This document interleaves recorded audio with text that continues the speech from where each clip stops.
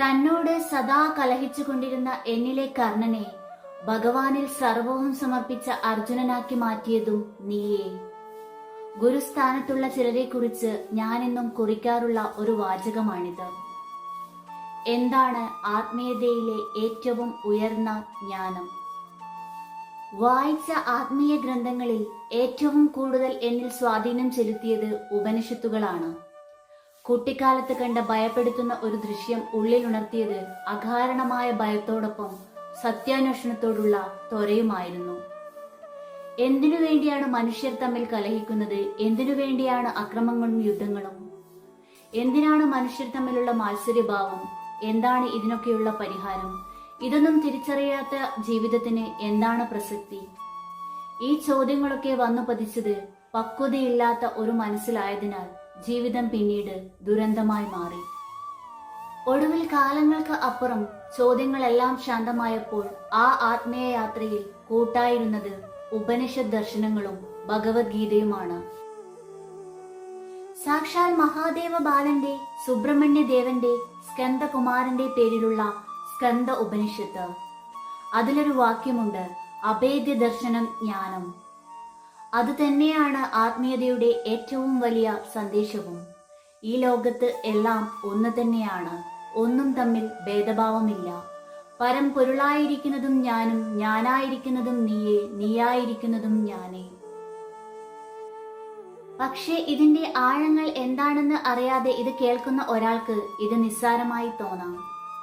ആഴങ്ങൾ എന്താണെന്ന് അറിയണമെങ്കിൽ ആദ്യമുള്ളിൽ പാലാഴി മദനം നടക്കണം.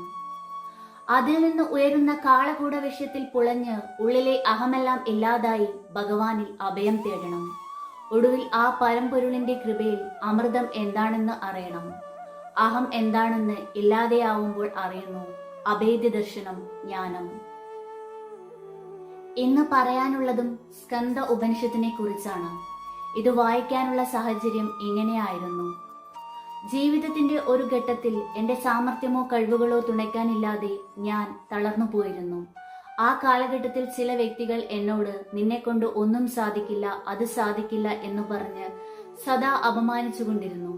അവരോടുള്ള വാശി ഒരു മാത്സര്യഭാവമായി എന്നിൽ ഉണരുകയും അവരെ കാണിക്കുവാൻ, അവരെ തോൽപ്പിക്കുവാൻ എന്തൊക്കെയോ ചെയ്യണമെന്നുള്ള ഒരു തോന്നലിൽ അവരിൽ മാത്രം ചുരുങ്ങിപ്പോയി ജീവിതം മുന്നോട്ടു പോയിക്കൊണ്ടിരുന്നു. നിനക്ക് സാമർഥ്യമില്ല എന്ന് പറഞ്ഞ് പരിഹസിക്കപ്പെട്ട കർണനെ പോലെ എന്റെ നിസ്സഹായതയെ പരിഹസിച്ച അവരോടുള്ള വാശിയായി ജീവിതം മാറി. അത് അജ്ഞാനമായിരുന്നു എന്ന് തിരിച്ചറിഞ്ഞത് ഗുരുകടാക്ഷം കൊണ്ടാണ്. മഹാഭാരതം സീരിയലിൽ തന്നെ കർണൻ മരിക്കുന്നതിന് തൊട്ടു മുമ്പ് കൃഷ്ണൻ കൊടുക്കുന്ന സന്ദേശം അത് വളരെ വ്യക്തമായി അതിലും ചെയ്തിട്ടുണ്ട്. സാമർഥ്യം എന്നത് ആരെയെങ്കിലും കാണിക്കാനോ ആരിൽ നിന്നെങ്കിലും ബഹുമാനം യാചിക്കുവാനോ പിടിച്ചു വാങ്ങിക്കാനോ ഉള്ള ഉപാധിയല്ല. അത് മാനവ സേവയ്ക്കും ഈശ്വര സേവയ്ക്കും വേണ്ടിയുള്ള ധീരതയ്ക്കുള്ള ഒരു ആയുധമാണ്. ഈശ്വരപ്രസാദമായ ആ ആയുധത്തെ മാത്സര്യഭാവങ്ങൾക്ക് വേണ്ടി ഉപയോഗിച്ച് ചുരുക്കം ചില വ്യക്തികളുടെ മുന്നിൽ താൻ എന്തോ ആണെന്ന് കാണിക്കാൻ സ്വയം തരം താഴ്ന്നു പോകുന്നു. വിശാലമായ ലോകത്തെ അറിയേണ്ട നാം ചുരുക്കം ചില വ്യക്തികളിൽ ഒതുങ്ങിപ്പോകുമ്പോൾ ആരാണ് പരാജയപ്പെടുന്നത്? ഇനി എന്തുകൊണ്ടാണ് മാത്സര്യഭാവം ഉണ്ടാവുന്നത്? ഭേദദർശനം എന്ന അജ്ഞാനം കൊണ്ട്, ഞാനും അവനും വേറെയാണ് എന്ന ബോധം കൊണ്ട്. എന്നിലുള്ള എല്ലാ സാമർഥ്യവും അവനിലും ഉണ്ട് എന്ന തിരിച്ചറിവിൽ മാത്സര്യഭാവം അവസാനിക്കുന്നു. അഹം ബ്രഹ്മാസ്മി തത്വമസി. ഈ ലോകത്തുള്ള എല്ലാം താനടങ്ങുന്ന ഈശ്വര ചൈതന്യമാണ്. എന്നെ സ്നേഹിക്കുന്നവർ ഉൾപ്പെടെ, എന്നെ ദ്രോഹിക്കുന്നവർ ഉൾപ്പെടെ. എന്നാലും ഒരു ചോദ്യം വരാം, എന്നിട്ടും എന്തിനാണ് ചിലർ ദ്രോഹിച്ചുകൊണ്ടിരിക്കുന്നത്? കാരണം അവരിലെ അജ്ഞാനമാണ്. അഭേദ്യ ദർശനം എന്ന ജ്ഞാനം അവരിൽ നിന്ന് മറഞ്ഞിരിക്കുന്നു. അവരുടെ ഉള്ളിലെ പൂർണ്ണതയെ തിരിച്ചറിയാതെ അവർ സ്വയം അന്ധരായിരിക്കുന്നു.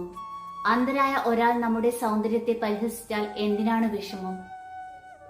വൈകല്യത്തോട് സഹതാപമാണ് വേണ്ടത്. ഈ ഗുരുവാക്യം ജീവിതത്തെ മാറ്റിമറിച്ചു. തന്റെ കൈ തന്റെ കണ്ണിൽ കൊണ്ടാൽ ഒരിക്കലും കൈയോട് ദേഷ്യമോ വൈരാഗ്യമോ ഉണ്ടാവുന്നില്ല. അതുപോലെ ഈ ലോകത്തുള്ള എല്ലാവരും ഏതോ ഒരു നൂലിഴയിൽ തന്റെ ഭാഗമാണ്, താൻ തന്നെയാണ്. അവരുടെ അറിവില്ലായ്മ കൊണ്ട് അത് തന്റെ അറിവില്ലായ്മ പോലെ ചെയ്യുന്ന പ്രവൃത്തിയായതിനാൽ അവരോട് ക്ഷമിക്കുക. നത്തിങ് പേഴ്സണൽ എന്നതാണ് ആത്മീയതയുടെ ഏറ്റവും വലിയ പാഠവും. അവിടെയും ചോദ്യമുണ്ട്, സർവം സഹമായ അഹിംസയാണോ, എന്ത് അധർമ്മവും സഹിക്കണമെന്നാണോ ഉപനിഷത്തുകൾ പറയുന്നത്? ഒരിക്കലുമല്ല. അതിനുള്ള ഏറ്റവും വലിയ ഉത്തരമാണ് ഭഗവത്ഗീത. ഇവിടെയും ഭഗവാൻ അർജുനനോട് പറയുന്നത് നത്തിങ് പേഴ്സണൽ എന്നാണ്. നിന്റെ ശത്രുതയ്ക്കു വേണ്ടിയോ, നിനക്ക് രാജ്യത്തിനു വേണ്ടിയോ, നിനക്ക് ലാഭത്തിനു വേണ്ടിയോ നീ യുദ്ധത്തിൽ ഏർപ്പെടുകയാണെങ്കിൽ കർമ്മബന്ധങ്ങളിൽ പെടും. എന്നാൽ ലോകഹിതത്തിനു വേണ്ടി, നിരപരാധികളെ രക്ഷിക്കാൻ വേണ്ടി, ലോകത്ത് ഈശ്വരീയതയും ധർമ്മവും പുലരാൻ വേണ്ടി, ഭഗവാനു വേണ്ടിയാണ് യുദ്ധം ചെയ്യുന്നതെങ്കിൽ അവിടെ കർമ്മബന്ധനങ്ങൾ ഉണ്ടാവുകയില്ല. ഉദാഹരണത്തിന്, ഒരു പട്ടാളക്കാരൻ ഒരു രാജ്യത്തെ ആക്രമിക്കുന്ന തീവ്രവാദികളെ നേരിടുന്നത് ഒരിക്കലും വ്യക്തിവിദ്വേഷങ്ങൾക്ക് വേണ്ടിയല്ല. ആ തീവ്രവാദികളിൽ തന്റെ വ്യക്തിബന്ധങ്ങൾ ഉണ്ടെങ്കിൽ കൂടി ആ പട്ടാളക്കാരന് അവരെ നേരിടേണ്ടി വരും. അത് രാജ്യത്തിന്റെ രക്ഷയ്ക്കു വേണ്ടിയാണ്. അതുപോലെ യുദ്ധം ചെയ്യാനാണ് കൃഷ്ണൻ അർജുനനോട് പറയുന്നത്. കാരണം മറുഭാഗത്തുള്ളവർ സമൂഹത്തിൽ അനീതിയും അധർമ്മവും പടർത്തുന്നവരാണ്. അവരുള്ളിടത്തോളം കാലം ഭൂമിയിൽ ജീവിതം ദുസ്സഹമായിരിക്കും. അവരിൽ നിന്ന് ലോകത്തെ രക്ഷിക്കുക, ഈശ്വരീയതയിലേക്ക് ലോകത്തെ നയിക്കുക, അതിനുവേണ്ടി യുദ്ധം ചെയ്യാനാണ് കൃഷ്ണൻ അർജുനനോട് പറയുന്നതും. കർണനും അർജുനനും തമ്മിലുള്ള വ്യത്യാസവും ഇവിടെയാണ്. കർണനോട് ഭഗവാൻ പറയുന്നുണ്ട്, തന്റെ സാമർത്ഥ്യത്തിന്റെ അംഗീകാരത്തിന് യാചിക്കുന്നതിനു പകരം തന്റെ സാമർത്ഥ്യം ഉപയോഗിച്ച് തന്നെ പോലെ സമൂഹത്തിൽ പിന്നോക്കം നിൽക്കുന്ന പിന്തള്ളപ്പെട്ട ജനങ്ങളെ മുന്നോട്ട് കൊണ്ടുവരാമായിരുന്നു. അവർക്ക് വിദ്യ പകർന്നു കൊടുക്കാമായിരുന്നു, അവരിൽ പുരോഗതി ഉണ്ടാക്കാമായിരുന്നു. എങ്കിൽ അംഗീകാരങ്ങൾ തേടി വന്നേനെ. അതിനു പകരം കർണൻ മാത്സര്യഭാവത്തിന്റെ മായയിൽ പെട്ടുപോയി. ഈശ്വരീയത ലോകമാകെ പടരുന്നതിന് തടസ്സമായി നിൽക്കുന്ന അധർമ്മത്തെ നശിപ്പിക്കുവാനാണ് സ്വന്തം സാമർത്ഥ്യം ഉപയോഗിക്കേണ്ടത്, വ്യക്തിവിദ്വേഷങ്ങൾക്ക് വേണ്ടിയല്ല. വ്യക്തിവിദ്വേഷങ്ങൾക്ക് വേണ്ടി കർമ്മം ചെയ്യുമ്പോൾ മറുഭാഗത്തുള്ള വ്യക്തിയുമായി നാം ബന്ധപ്പെട്ടിരിക്കുന്നത് കാരണം അവിടെ കർമ്മബന്ധനങ്ങളിൽ പെടുന്നു. എന്നാൽ ഈശ്വരീയതയ്ക്കു വേണ്ടി കർമ്മം ചെയ്യുകയാണ് എങ്കിൽ അവിടെ മറുഭാഗത്തുള്ളത് ഈശ്വരൻ ആയതിനാൽ കർമ്മബന്ധനങ്ങൾ നമ്മെ ബാധിക്കുന്നില്ല. പ്രകൃതിയാണ് എല്ലാ കർമ്മവും ചെയ്യുന്നത്. നാം ജനിച്ച സാഹചര്യങ്ങളും ജീവിക്കുന്ന സാഹചര്യങ്ങളും അവസ്ഥകളും പ്രകൃതി ഉണ്ടാക്കിയതാണ്. എന്നിട്ടും അത് നാമാണ് ചെയ്യുന്നതെന്ന ഭേദഭാവം, അജ്ഞാനം നമ്മെ നാശത്തിലേക്ക് നയിക്കുന്നു. നാം എന്ത് മറ്റുള്ളവരോട് ചെയ്യുന്നു അത് നമ്മിലേക്ക് തന്നെ തിരിച്ചു വരും. അത് സ്നേഹമായാലും ദ്വേഷമായാലും. കാരണം എല്ലാം നാം തന്നെയാണ്. അഭേദ്യ ദർശനം, ജ്ഞാനം. അമാനുഷികതകളോടുള്ള ഭ്രമം പോലും ഭേദഭാവം എന്ന അജ്ഞാനത്തിന്റെ ഭാഗമാണ്. ഈ ലോകത്തുള്ള എല്ലാ ചൈതന്യവും താനടങ്ങുന്ന ഈശ്വര ചൈതന്യത്തിന്റെ ഭാഗമാണെന്ന് തിരിച്ചറിയുന്ന ഒരാൾക്ക് അമാനുഷികതകളിൽ ഭ്രമമോ ആശ്ചര്യമോ ഉണ്ടായിരിക്കുകയില്ല. അമാനുഷികതകൾ എല്ലാം ഈശ്വരീയമാവണമെന്നില്ല. അവ രാക്ഷസീയവും പൈശാചികവും ആവാം. മൃഗീയതയിൽ നിന്ന് മനുഷ്യനിലേക്കും മനുഷ്യനിൽ നിന്ന് ഈശ്വരീയമായ മോക്ഷമാർഗത്തിലേക്കുമാണ് സത്യാന്വേഷണത്തിന്റെ പാത. മൃഗീയതയിൽ നിന്ന് മനുഷ്യനിലേക്ക് എത്തുമ്പോൾ ശാരീരിക വികാരങ്ങൾക്കായിരിക്കും പ്രാധാന്യം. സ്വാർത്ഥത, ആസക്തി, മാത്സര്യഭാവം ഇവയെല്ലാം ജീവിതത്തിന്റെ ഭാഗമാകുന്നു. പിന്നീട് അവിടെ നിന്ന് ഈശ്വരതയിലേക്ക് സഞ്ചരിക്കുമ്പോൾ സ്നേഹം, കരുണ, ദയ, വാത്സല്യം, ആനന്ദം എന്നിവ ജീവിതത്തിന്റെ ഭാഗമായി മാറുന്നു.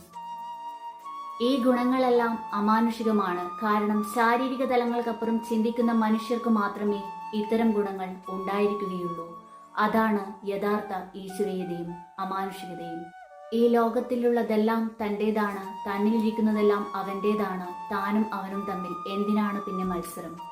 വെറുമൊരു നിശ്ചയത്തിലൂടെ ഈ തത്വങ്ങൾ ജീവിതത്തിൽ പകർത്താൻ സാധിക്കണമെന്നില്ല. ഉപാസനകളും സാധനകളും അതിന്റെ ഭാഗമായി വേണ്ടിവരും.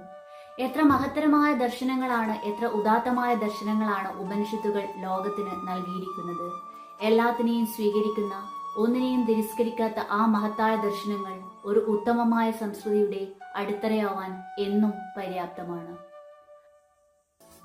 മഹാദേവബാലം മഹാസൈന്യനാദം മഹാസ്കന്ദപാദം ഭജേഹം ഭജേഹം.